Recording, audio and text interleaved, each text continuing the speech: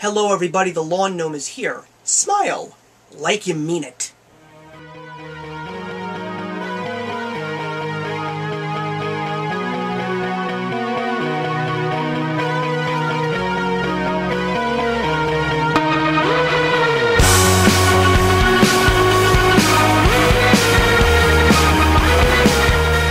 What makes a good band for me? Innovation. A way to basically return to the masses after a hiatus or a not-so-long hiatus and just change the format and do something completely different to make your fans feel like you're hearing them for the first time and suddenly realizing that this band has come a long way since I first listened to them. I want to talk about two bands that came out with new albums this month, and they definitely were two albums that I was really looking forward to because these two bands were very similar. Their lead singer went off and did something for a little while, and then they returned after a long hiatus and basically released to the masses a brand new album from the band that they all know and love. So I'm going to present them both. This is the first. I've got the new album, North by Matchbox 20, coming back after a 8-year hiatus, if you don't count Exile on Mainstream, and The Killer's new album, Battleborn. All I can say is that these two albums are two of the best albums that I have heard this year, and there has been so many amazing albums from bands that I had not even knew were coming out with albums that I always listened to when I was younger, but I have to say that these are, without a doubt, two of the very best. Matchbox 20, I remember when I first picked up their first album, Yourself or Something Like You, the first day after I heard the song Push, which is still my favorite Matchbox 20 song to date. But North is something so different. It sounds nothing like the Matchbox 20 album from 1996, but that's not a bad thing.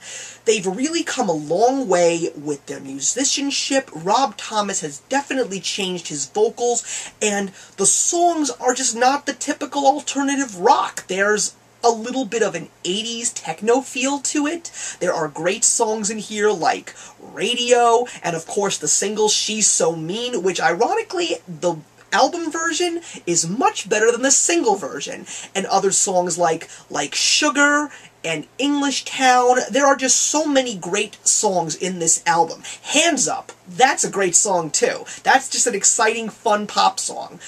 It's so different and so fresh, and it just makes you feel so much more appreciative for a band like Matchbox 20. They were never so popular, but they were always popular with a very big fan base. And the fact that they're doing this angle now with a great new album, with some great new songs, I just hope that it doesn't take them another 8 years to make a new CD. Now, The Killers, on the other hand, what can I say about The Killers? 2004, Hot Fuzz came out, it was the biggest thing, New Wave had come back in a big way with Brandon Flowers, but ever since then, with Sam's Town, and even Sawdust, and Day and Age, The Killers never really went higher. Hot Fuzz was always their best album. I had to put it on the pedestal. I have to say that. But Battleborn is something completely different.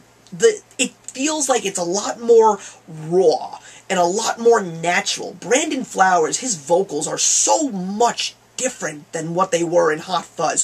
So much more real, and there's so much more that he pours into it. And what's so interesting about him is he could sound like Mark Knopfler in the song From Here On Out. He could sound like Bono in Heart of a Girl, and he could sound like, well, maybe not like Steve Perry, but he could sound like he's singing a Journey song with their big single, Runaways. My favorite song on this album, by the way, is the title track, Battleborn. It's the last track on the album. It's just so hauntingly beautiful. That's the way that I can describe this album as a whole. It's haunting. It's stimulating. It's a beautiful piece of music. And I just have to say that this is probably their best album. Hot Fuzz has officially been taken off the pedestal, and Battleborn is now the #1. I don't know which direction the Killers are going to go in next, but where they're going right now is just awesome, and Battleborn is a winner. It is definitely one of the best albums that I've heard this year. It may be the #1 album, but we won't know that until the end of the year. So that's it, guys. 2 wonderful albums. If you're fans of theirs, they're so worth the money and the listen. If you're not a fan and you want to start, these are actually 2 great CDs to begin with. So comment, like, and subscribe. And the question that I want to leave with you today is, maybe I'm just getting old, but indie rock seems to be the big thing right now. So tell me a bit about Mumford & Sons and Florence and the Machine. 2 bands that seem to be the big rave right now, and I really don't know what to make of them. What is it that makes indie music so good? I am the Lawn Gnome, and remember that actions speak louder than words.